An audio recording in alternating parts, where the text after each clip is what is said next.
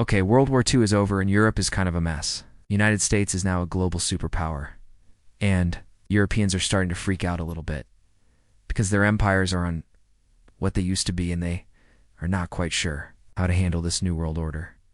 But it's not just the Europeans who are changing. People across the globe are rising up against colonial rule, and many of them want independence from European powers.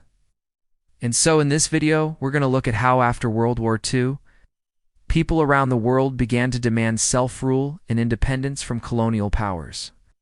So by the end of World War II, every single European power was exhausted, but none more so than Britain and France, whose empires were vast, but also very expensive to maintain.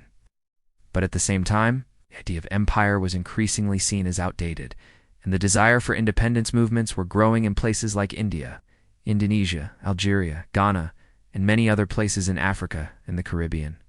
In fact, by 1945, there were some 100 independence movements in various stages of achieving their goals.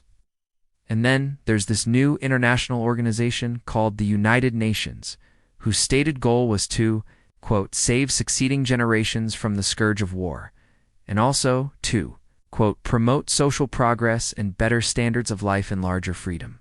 And that sounds great until you consider the fact that the UN was composed entirely of sovereign states, which meant that they couldn't really do anything without the consent of those states. Many of those states had colonies. But then the Cold War started, and both the US and the Soviet Union wanted influence over these new states, and that meant that they both supported the right of self-determination and independence for these colonies.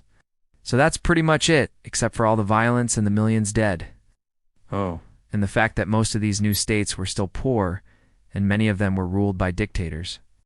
Anyway, by the 1970s, the British, French, Dutch, and Belgian colonial empires were finished, and in their place were dozens of new and independent nations.